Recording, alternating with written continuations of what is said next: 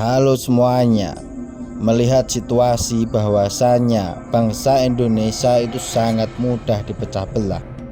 Mendengar pernyataan dari Kiai Kondang membuat kami masyarakat pada umumnya semakin bingung mana yang benar dan mana yang salah. Menyenangkan itu NU, yang sukanya nakut-nakuti Wahabi. Wahabi itu di Indonesia identik dengan PKS. Makanya saya nggak yakin kalau orang NU bisa maju bareng dengan PKS. Namun kenyataannya di Pilpres saat ini PKB dan PKS dapat bersatu mengusung pasangan Anies dan Muhaimin. Begini tanggapan dari Gus Muhaimin. Yang pertama tadi soal basis dukungan, bahwa PKS, PKB memiliki kelebihan dan kekurangan masing-masing di dalam basis dukungan. Tentu justru perbedaan inilah yang akan saling memperkuat dan insya Allah menjadi modal pemenangan pasangan ini, pasangan Amin. Yang kedua, kita sudah punya track record di DPR bersama PKS, tidak pernah mengedepankan politik identitas, tapi kita tidak bisa melepas dari identitas masing-masing. Mendengar apa yang disampaikan Gus Miftah bahwa PKS itu adalah Wahabi, siapa sebenarnya Wahabi itu? Oh, ini fitnah teman-teman sekalian. Ini fitnah. Dari mana istilah Wahabi ini? Dari mana istilah Salafi ini? Ini fitnah. Sebagian teman-teman kita yang berpegang pada sunnah Nabi SAW sering mengatakan kita kembali kepada pemahaman salaf. Pemahaman salaf maksudnya sahabat. Salaf itu orang terdahulu. Dikatakan pesantren salafiyah, pesantren yang dulu tradisional, gitu kan. Jadi itu pemahaman kembali kepada salaful ummah. Hanya itu. Begitu dikatakan kembali kepada salaf sahabat, oh ini kelompok salafi namanya. Nisbatkan. Dari mana ini penisbatan ini, gitu kan? Kemudian Wahabi. Apa Wahabi ini? Dari mana istilah ini? Ini keluar dari mulut orang-orang yang tidak bertanggung jawab. Kalau kita lihat cirinya orang Wahabi, yang dianggap Wahabi orangnya berjenggot, jalankan sunnah Nabi. Kalau sholat ke masjid, istrinya pakai tutup aurat. Ya, di rumahnya jauh dari perbuatan dosa. Ini nih kelompok nih. Diolok-olok Wahabila. Saya pernah dimasukkan dalam grup, gitu kan? Saya lihat semuanya disatuin, teman-teman dari semua ormas ada, termasuk nama saya masuk di situ.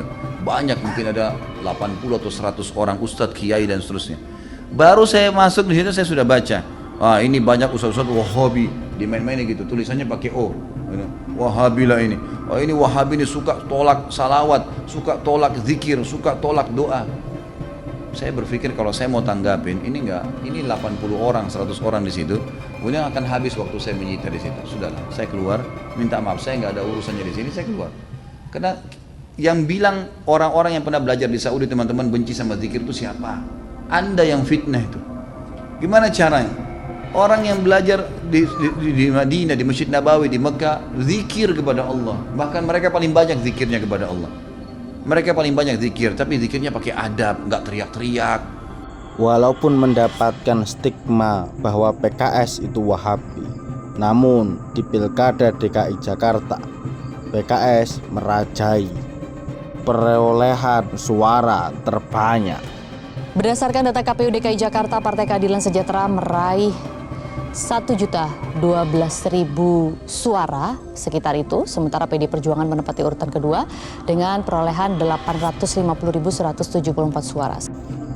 Dengan demikian, melihat informasi bahwasanya PKS, PKB, dan Nasdem akan berkoalisi kembali di Pilkada 2024 DKI Jakarta. Saudara, usai para sekjen bertemu bersama Partai Nasdem, PKS, dan PKB sepakat akan melanjutkan koalisi bersama di Pilkada Jakarta. Lantas siapa yang akan diusung kembali oleh Partai Nasdem, PKS, dan PKB?